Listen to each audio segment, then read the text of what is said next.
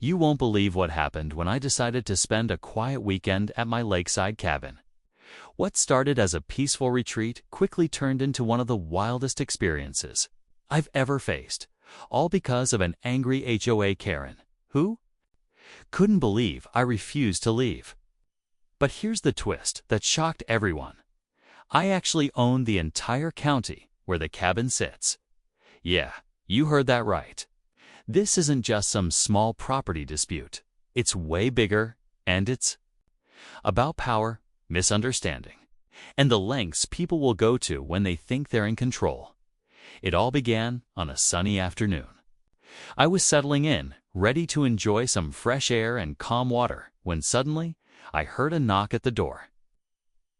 It was the HOA representative, or more like the self-appointed neighborhood enforcer, who wasted no time demanding I pack up and leave. She said I was trespassing, breaking rules, and causing trouble. But the real shocker came moments later when she decided to call 911, claiming there was an emergency and I was refusing to cooperate. What happened next was a roller coaster of confusion and disbelief. When the police arrived, they started asking questions, and that's when I dropped the bombshell. I own the entire county where this cabin is located. The look on everyone's faces said it all. They didn't see that coming. Suddenly, this HOA Karen's authority was questioned, and things took a serious turn. But just as I thought the situation would calm down, something unexpected happened that changed the whole game. So stay with me, because this story isn't just about property or rules. It's about standing your ground, the power of knowledge, and how one call to 911 can turn a simple lakeside visit into a full-blown showdown. You won't want to miss what happens next. What most people don't realize is how complicated property ownership can get, especially when you own land that stretches beyond just one cabin or even one neighborhood. This lakeside cabin wasn't just a getaway spot for MIT, was part of a much larger piece of land I had inherited years ago but hadn't really talked about much. I kept it quiet, wanting to enjoy the peace without unnecessary attention. But apparently, some people aren't ready to accept that kind of reality. The HOA Karen, whose name I later learned was Linda, was infamous around the community.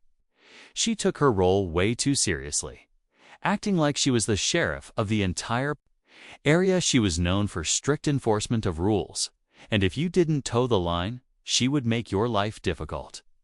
So when she saw me there, seemingly out of place and refusing to leave, she immediately jumped to the worst conclusion, that I was some kind of troublemaker. The tension escalated quickly once the police arrived. They weren't sure how to handle the situation at first. On one hand, there was this angry HOA woman insisting I was trespassing. On the other hand, I had paperwork proving my ownership, but that didn't seem to settle things as fast as I thought it would. There was confusion, whispered conversations, and a lot of suspicion in the air. What made it even stranger was the reaction of the local officers. They seemed caught between enforcing the HOA's demands and respecting the legal documents I presented. I could feel eyes watching me, judging whether I really belonged here or if I was some kind of imposter. Meanwhile, Linda wasn't backing down. She kept insisting that rules were rules and that my ownership didn't matter to the community's safety and order. It felt like a standoff, one where no one really knew how it would end. And just when things seemed to reach a peak, something happened that made the whole situation even more complicated. The more I tried to explain my side, the more tangled things seemed to get. Linda's attitude wasn't just about rules, it was personal. I started hearing whispers from neighbors who sided with her, saying I was stirring trouble or disrupting the peace. It felt like the whole community was closing ranks against me, even though I was legally in the right. The HOA's power stretched far. Their influence on local opinion made it harder to clear the air. What complicated the situation was how deeply some residents had invested in the HOA's authority. For many, the HOA represented order, safety, and a sense of community control. To them, an outsider, even one who owned the land, was a threat to that balance. Linda played on those fears, painting me as someone disrespecting neighborhood values. It wasn't just about land anymore. It was about control, and I was challenging it. On the other side, the police officers seemed caught between two worlds. They wanted to uphold the law, but they also didn't want to escalate tension with the HOA, which held significant sway in the area. The officers kept checking my documents, debating quietly among themselves whether the HOA's complaints warranted action. It was clear they weren't used to dealing with landowners who owned so much property but preferred to keep a low profile. Meanwhile, Linda began digging into my background, trying to find any loophole or mistake she could use to justify her demands. It felt like an investigation more than a neighborhood disagreement. At one point, she even suggested there were hidden restrictions on the land I supposedly owned, restrictions I hadn't heard of till that moment. As this tug-of-war unfolded, the calm lakeside atmosphere vanished. What was supposed to be a relaxing visit turned into a chess match, with every move scrutinized and every word analyzed. And then, just as the sun began to set over the water, something unexpected happens, something that threatened to turn this entire conflict upside down, leaving everyone wondering who really held the power here. As the evening shadows stretched across the lake, the tension between Linda and me grew thicker with every passing minute. The air was heavy, not just with the scent of pine and water, but with the weight of unspoken challenges.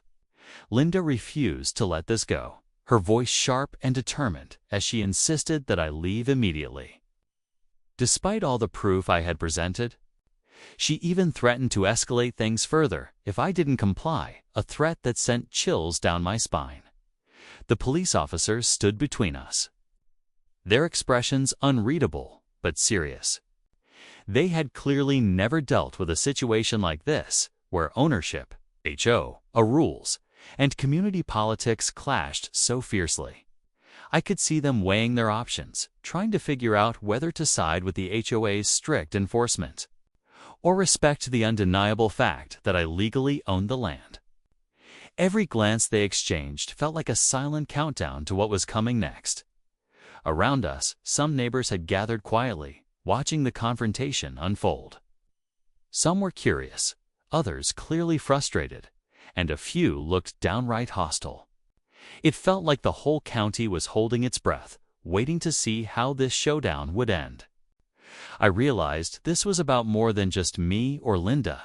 It was about who had real control over this place, and whether the community's power could override legal ownership.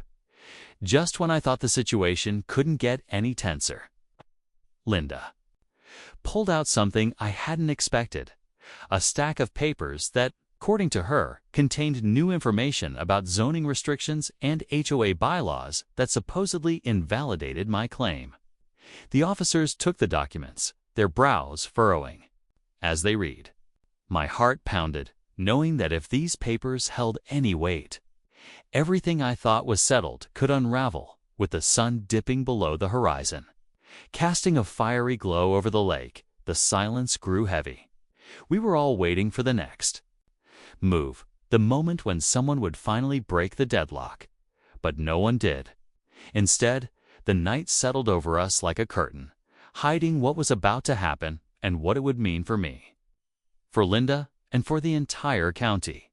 Just as the officers were about to respond to the stack of papers Linda handed over, something unexpected happened. One of the neighbors, an older man who had been watching quietly from the edge of the crowd, suddenly stepped forward. His voice was calm but firm as he interrupted the moment, saying there was more to the story, something no one had considered. Yet, everyone turned to him, surprised by his sudden involvement.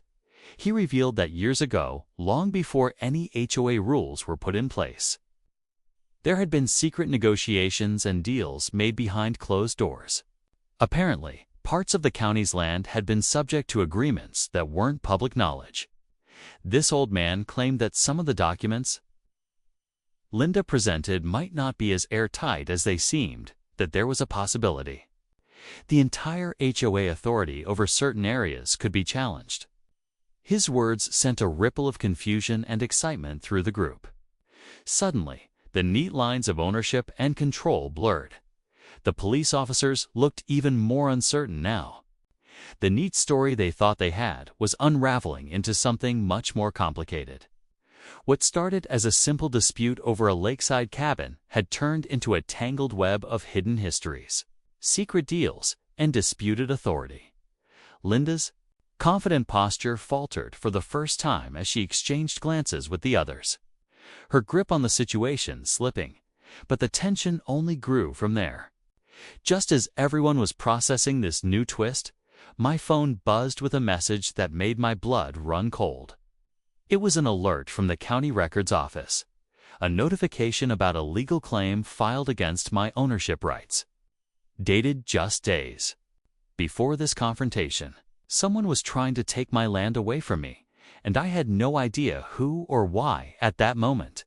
It felt like the whole world had turned upside down. The peaceful lakeside retreat I'd once known was now the center of a battle that went far beyond me, the HOA, or even Linda. The stakes had just been raised. As the weight of the message from the county records office sank in, the crowd fell silent. My mind raced through every possible scenario. Who could be behind this sudden legal claim, and why now? Before I could react, one of the officers stepped forward and announced they had done a quick check on the documents Linda had presented, as well as the new claim against my ownership. What they found was shocking. The claim was a forged attempt to create confusion, a desperate move to challenge my legal rights.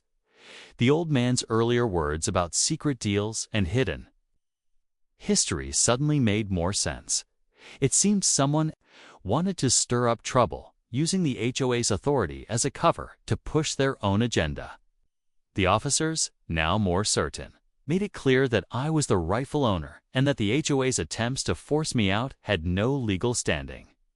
Linda's confident facade crumbled as she realized the truth was unraveling. But instead of backing down, she argued one last time about community, safety, and order.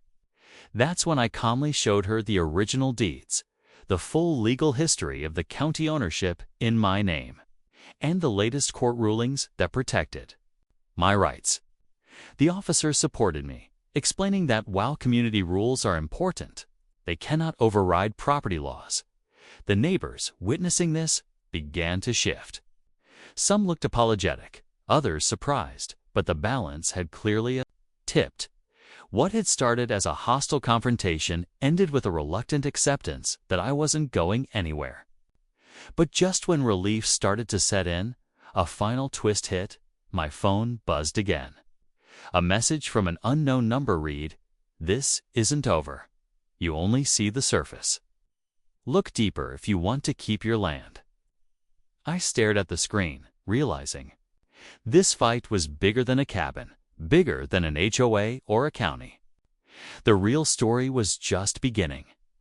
And the peaceful lakeside retreat I thought I owned might hold secrets nobody expected. After that chilling message, the atmosphere shifted again, but this time with a mix of relief and cautious determination.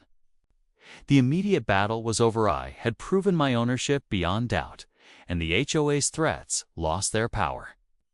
Linda retreated, visibly frustrated, while the neighbors slowly returned to their routines, some even offering quiet apologies. It wasn't a perfect ending, but it was a clear reminder that knowing your rights and standing your ground matters.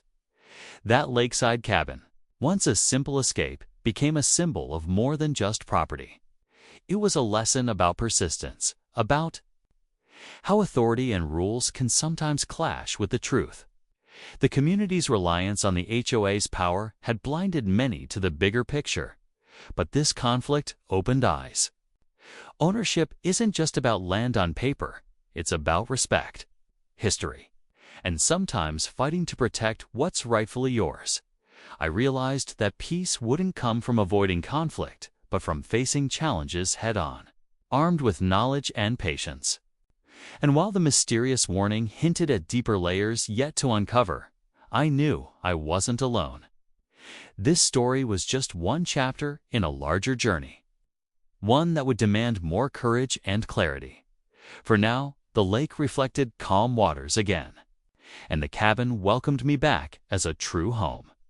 But the experience left me changed, more aware of how quickly misunderstandings can spiral and how important it is to stand firm when your rights are questioned.